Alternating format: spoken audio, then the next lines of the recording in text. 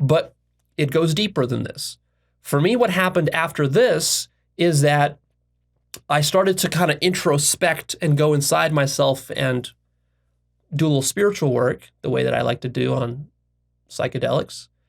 And very quickly, I got a strong sense of like questioning my own identity, very deep sense of ego dissolution and no self. It produces what I would call the sort of classic no self awakening that many Buddhists talk about and many Advaitins talk about. So you can definitely get that with ketamine, especially at the higher doses, you'll get it.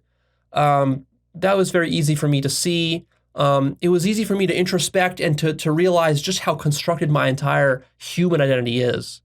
Of course, I've experienced this many times on other psychedelics, so this is nothing new for me.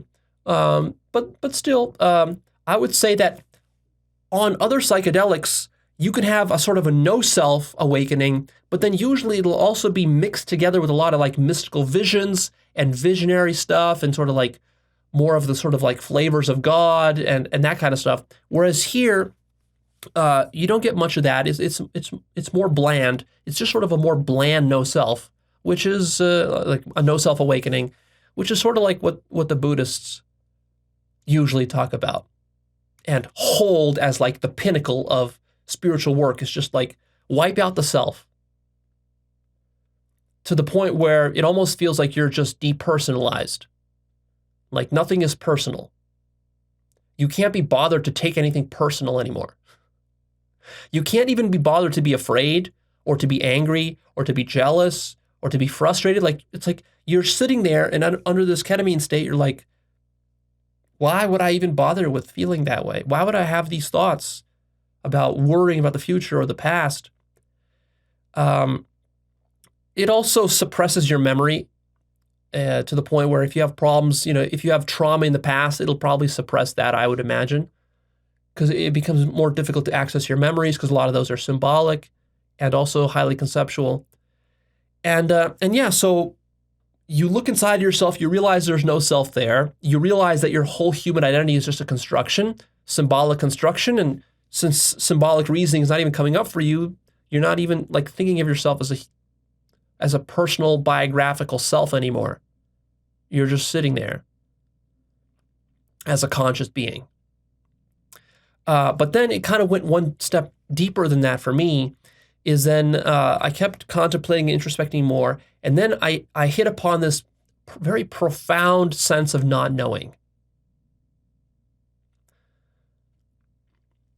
If you've been following my work, I'm a fan of Peter Ralston's work. He was a big influence on me, especially earlier in my spiritual journey. And his book, The Book of Not Knowing, I'm a big fan of that book.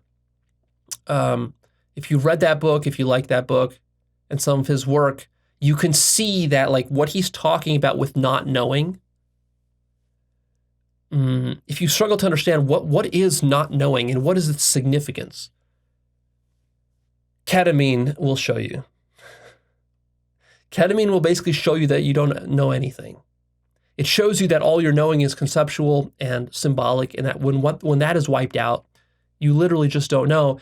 And I went further than that. I introspected. I was able to get in touch with infinity, with my infinite consciousness while I was on this ketamine. And then I introspected so deeply into the infinity that I like, and this is it's not like I hadn't realized this in the past, but it was just so prominent and so poignant on ketamine.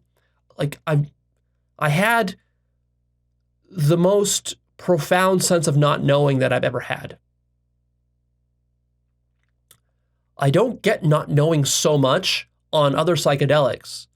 I'll compare and contrast in a second with stuff like 5-MeO and DMT. But before we get to that, just the not knowing, like I really looked at what is the nature of knowing anything. And I looked at the infinite consciousness that I am. And then I realized that me as infinity is completely unknowable. It's literally absolutely impossible to know infinity. It's so hard to explain because it seems like sort of like a cop-out or almost like this might make you cynical or nihilistic. But actually, there's a sort of a meta-knowing. You know that you as infinity are not knowable, and that any attempt to try to know or to explicate infinity is just absurd and futile.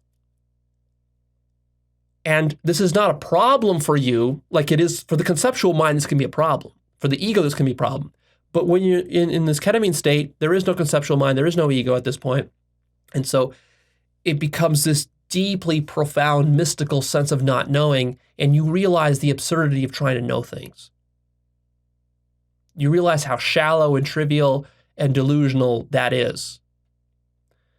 And so you appreciate the power of not knowing. And you surrender even the desire to know.